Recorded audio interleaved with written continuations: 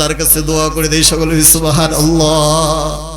আমার প্রিয় ভাইরা, প্রাণের প্রিয় স্ত্রী তার জন্য 5 ওয়াক্ত নামাজের সময় দোয়া করলো, আর আপনার আমার গুনাহগার উম্মতগুলোর জন্য আল্লাহর নবী বিশ্ব নবী যখনই সিজদায় যায় তখনই আপনার আমার জন্য সিজদায় পড়ে দোয়া করেছে। সকলে বলি সুবহানাল্লাহ। সেই নবী আমরা চাই কি চাই না? এ মুসলমান, তাহলে সেই নবীকে নিয়ে যদি কেউ বাজে মন্তব্য করে, সেই নবীকে নিয়ে যদি কেউ কটূক্তি করে, আমরা কি ছাড় দিতে চাই? ছাড় দিতে চাই? যেই নবী শয়নে স্বপ্নে সব সময় রাতের ঘুমকে হারাম করে দিয়ে আপনার আমার জন্য আল্লাহ তাআলার কাছে তওবা করে, আল্লাহ তাআলার কাছে যারা শেষ নবীর উম্মত যারা হবে তাদের জন্য আল্লাহ তাআলার কাছে ফরিয়াদ জানাচ্ছে, আল্লাহ আমার গুনাহগার উম্মতের জন্য কি হয়ে যাবে? আমার প্রিয় ভাইরা, তাহলে তিনি খাওয়া ছেড়ে দিলেন, ঘুম ছেড়ে দিলেন, আরামায়ের সবগুলো ছেড়ে দিয়ে আপনার আমার মতো গুনাহগার উম্মতের জন্য আল্লাহর নবী আল্লাহর দরবারে কান্না করতেছে। সেই নবীকে নিয়ে আমরা যারা বাজে মন্তব্য করি, এই তো কয়েকদিন হয়ে গেল আল্লাহর নবীকে যারা কিছু মানুষ কি বলল, ছাগল মুহাম্মদ বলেছে। আমার প্রিয় ভাইরা, বাংলার 18 কোটি মুসলমান আমরা এটা সহ্য করতে পারি না। আমরা বলবো আল্লাহর নবী হচ্ছে আমার কলিজা। কথা বলেন ঠিক কিনা? এখান থেকে সিদ্ধান্ত গ্রহণ করতে হবে। আমার নবীকে নিয়ে যদি কেউ বাজে মন্তব্য করে, বাংলার 18 কোটি মুসলমান আমরা ঘরে বসে থাকবো না। প্রয়োজন হলে কাপনের কাপন মাথায় পেঁচে রাজপথে নামতে রাজি আছি। আল্লাহর নবীকে নিয়ে যারা কুরুক্তি করবে এটা টিম্পটে আমরা কুত্তা দিয়ে খাওয়াবো। কথা বলেন ঠিক কিনা? কারা কারা রাজি আছে? 2 হাত তুলে আমার আল্লাহ তাআলাকে দেখান। নারায়ে তাকবীর, আল কোরআনের আলো, আল হাদিসের আলো, নারায়ে তাকবীর।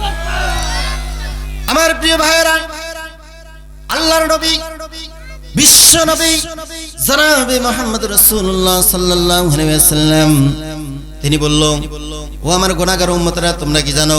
তিনি তার পবিত্র জবানে জানাই দিলেন, আউয়ালু মাইয়ুতআ ফিল জান্নাহ। আল্লাহর নবী তিনি বলল, আমার উম্মতগুলো যখন জান্নাতের প্রথম সারিতে যদি থাকতে চাও, ও আমার উম্মতেরা একটি জিনিস জেনে নাও, আউয়ালু মাইয়ুতআ ফিল জান্নাহ। তোমরা কি জান্নাতের প্রথম সারিতে থাকতে চাও? যদি প্রথম সারিতে থাকতে চাও তাহলে তোমাদেরকে যে কাজটা করতে হবে সেটা হচ্ছে সুখে আর দুঃখে আল্লাহ রাব্বুল আলামিনের কাছে শুকরিয়া আদায় করতে হবে। সকলে বলি সুবহানাল্লাহ। দাও খোদা দাও আমায় আবার ওমর দ্বারা যদি, দাও খোদা দাও আমায় আবার ওমর দ্বারা যদি, দাও আলীর মতো বীর সেনানী, দাও আলীর মতো বীর সেনানী, জগতে নিখিল, দাও খোদা দাও আমায় আবার ওমর দ্বারা যদি,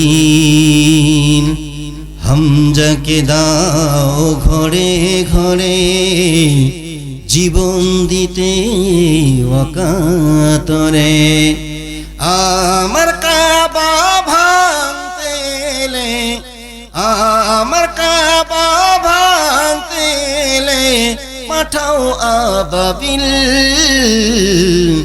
দাও খোদা দাও আমায় আবার ওমর দ্বারা যদি, দাও খোদা দাও আমায় আবার ওমর দ্বারা যদি। সকলে বলছি মারহাবা। আমার প্রিয় ভাইরা, তাহলে আমরা একটু সময় জেনে নেই যারা কোরআন শোনার জন্য আসলো এবং যারা রাস্তা দাঁড়িয়ে বেড়াচ্ছে তাদের সম্পর্কে আল্লাহর কোরআন কি বলে, জানার দরকার আছে কিনা? আমার প্রিয় ভাইয়েরা, আল্লাহর কোরআন বলে দিল, যেই মানুষগুলো কোরআন শোনার জন্য এসে যারা রাস্তায় ঘুরে বেড়ায় তাদের বিষয়ে আল্লাহ রাব্বুল আলামিন জানাই দিল, আফাতুমিনুনা বিবাদিল কিতাবি ওয়া তাকফুরুনা বিবাদ। আমার প্রিয় ভাইরা, আল্লাহর কোরআন জানিয়ে দিল যেই মানুষগুলো কোরআন শোনার পর যারা অনুভব করার পর যারা শোনার পর শুনেও না, আমার প্রিয় ভাইরা যারা কোরআন শোনার জন্য এসে যারা রাস্তায় ঘুরে বেড়াচ্ছে, আল্লাহ রাব্বুল আলামিনের কোরআন বলতেছে এই মানুষগুলো আল্লাহর কোরআনের কিছু অংশ মানে আর কিছু মানে না।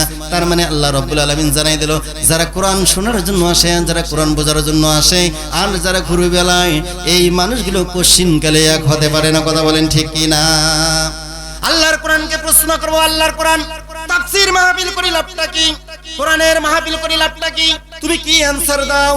আল্লাহর কোরআন সাথে সাথে অ্যানসার দিয়ে দিল, ইন তাজতানিবু কাবাইরা মা তুনহাউনা আনহু নুকাফির আনকুম সাইয়্যাতিকুম ওয়া নুদখিলুকুম মুদখালান কারীমা।